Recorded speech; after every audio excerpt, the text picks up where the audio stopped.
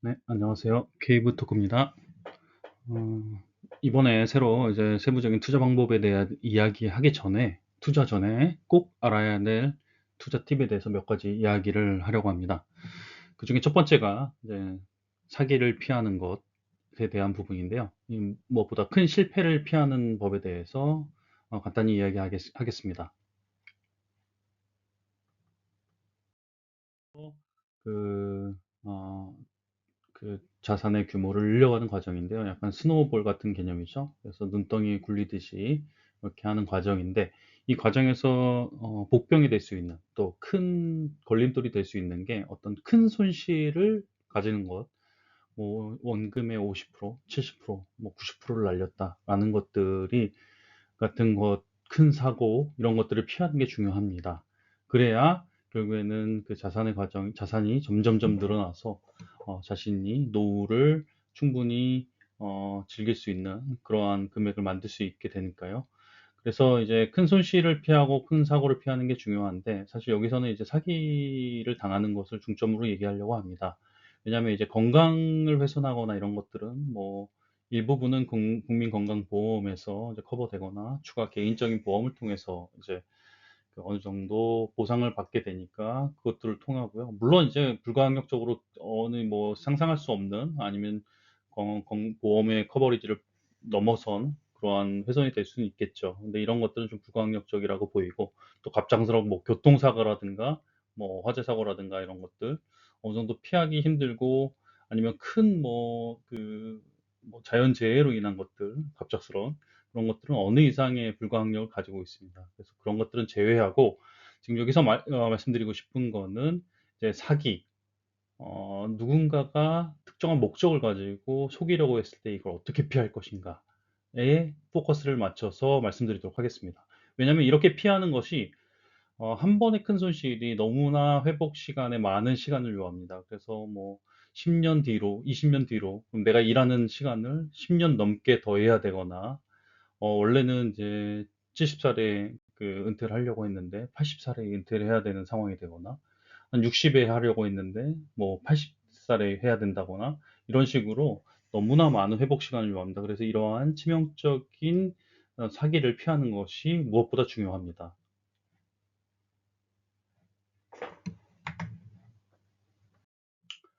그러면 이제 사기를 치는 주체가 누구냐? 사기를 치는 대상 피해자와 가해자가 어떻게 되냐라고 봤을 때 과거에 이제 제가 가끔 인용했던 자료인데 사기 피해자와 가해자의 관계가 대부분 친인척이나 지인인 경우가 60% 가까이 많았습니다. 그래서 주변에 뭐 엄마 친구, 뭐 아빠 친구, 아니면 내 친구의 친구, 뭐 이런 식으로 해서 한 달이 건넌 친구라든가 지인이라든가 이런 경우가 이제 사기를 많이 당하는 대상이긴 했습니다.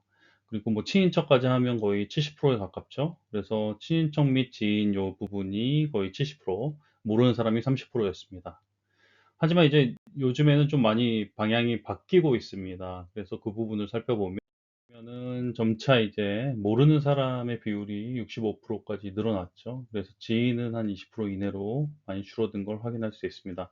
이것은 이제 IT 기술의 발전 때문이라고 보고 있습니다. 그래서 IT 기술을 통해서 통신의 기술에 의해서 뭐 보이스 피싱이라든가 스미싱, 다양한 유선, 유무선 사기 형태가 많다고 볼 수 있습니다. 그래서 현재 기준으로 봤을 때는 이러한 보이스 피싱이나 스마트폰을 통한 사기 기법들이 많이 기승을 부리고 있고요.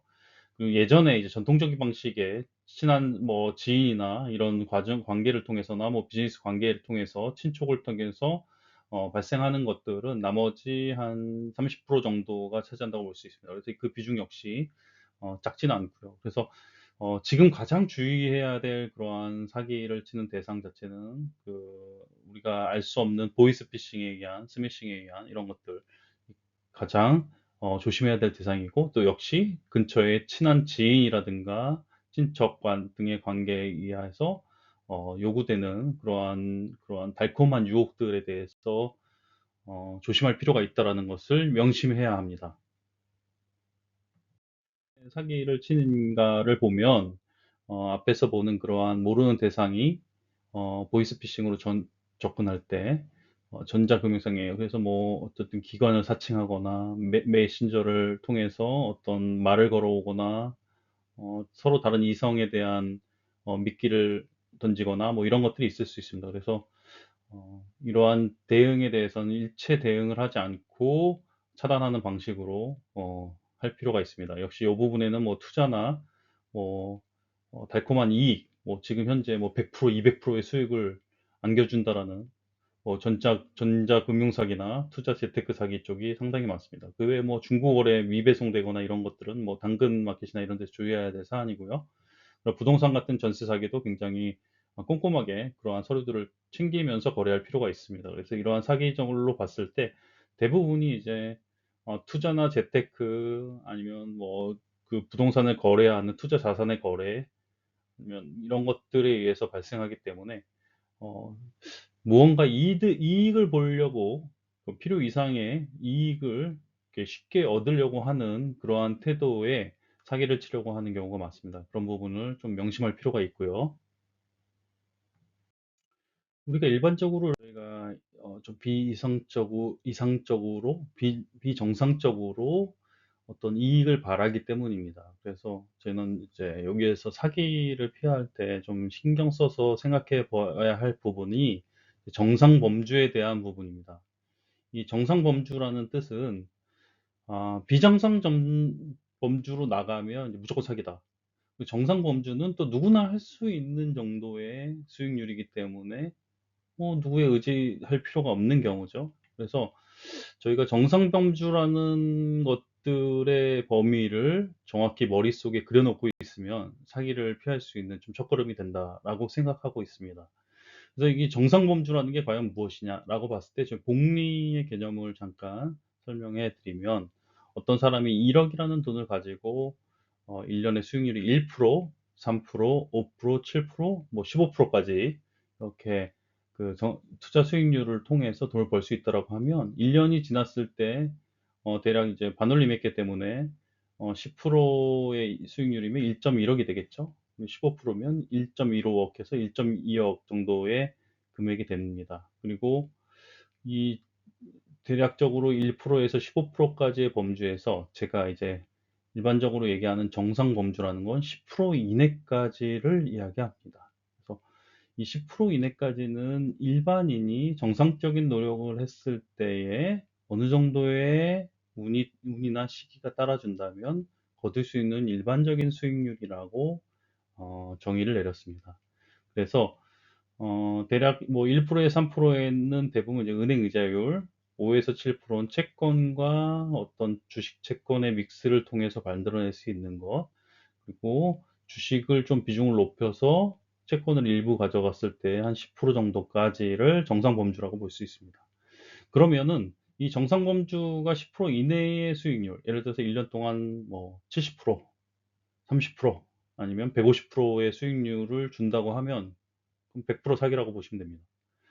그리고 10% 이내의 수익률을 가지고 뭐 어떠한 하는 방법에 대해서 뭐 이것저것 뭐 돈을 입금하라 뭐든 이러한 모든 것들은 그것도 정상 범주이긴 하나 이거는 정상 범주 안에 거는 약간의 공부와 어떠한 지식과 경험을 가지고 충분히 만들어낼 수 있기 때문에 다른 사람의 이야기를 들으면서 할 필요가 없습니다. 그래서 이 정상 범주 밖에 있으면 무조건 사기고 정상공주 안에 있는 경우는 스스로 하면 되는 겁니다. 그래서 사기랑 연루될 필요가 없는 것이죠.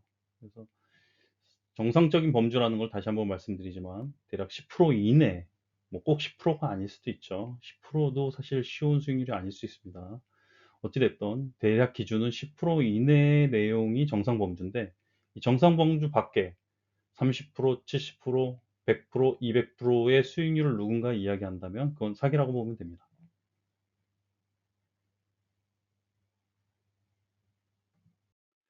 치는 다양한 방법들이 있지만 이러한 것들을 보이스피싱 같은 경우 특별히 스마트폰을 잘 자제하고 차단하고 또 아까 전에 정상범주 외의 것들은 아예 받아들이지 않으면서 아예 차단해버리면 됩니다. 그럴 일이 없기 때문에. 그래서 그런 것들을 기억하되 가장 중요한 거 한 가지를 좀 체크하도록 하겠습니다. 진짜 좋은 투자 기회는 어 우리가 이걸 기억하면 됩니다. 평범한 우리에게는 절대 오지 않는다. 이 1 번을 정확히 기억하고 있으면 됩니다. 일반적으로 큰 자산가한테 프라이빗 뱅커 같은 사람들이 어떠한 뭐 1 년에 수익률 10% 짜리를 살 수 있는 기회를 준다. 뭐 이런 식으로 좀 자산가들한테 접근하는 제도권의 어떤 투자 기회는 있을 수 있으나 그 외에 뭐 수십 프로짜리 이상의 어떤 좋은 투자 기회 뭐가 일반적인 수준의 평균 뭐 이내 내외의 수준의 우리한테는 절대로 그냥 오지 않는다. 그래서 진짜 투자 기회라고 이야기하는 말도 못하게 다른 사람들이 모르는 좋은 기회는 저희한테 절대 오지 않는다라고 기억하시면 됩니다. 그것들은 다 사기라고 보시면 돼요. 그래서 사기를 피하는 것이 굉장히 중요합니다. 그래서 이런 것들이 결국에는 내가 진짜 자산을 늘리기 위한 기초 체력인 겁니다. 그래서 이번에는 뭐 간단히 적었지만 혹할 제한은 사기고 정상범죄 이야기는 누구나 가능하기 때문에 들을 필요도 없는 거죠. 그래서 이번 시간에서는 한 가지만 잘 기억하고 계속 되새겨야 하는 이슈입니다. 이게 투자를 잘하는 것보다 더 중요합니다. 그래서 진짜 좋은 투자 기회는 평범한 대부분의 우리에게는 절대 오지 않는다는 것을 꼭 기억해 주시고요. 이러한 팁들을 제가 한 3가지에서 5가지 정도를 추가적으로 이야기하도록 하겠습니다. 감사합니다. 케이블 토크였습니다.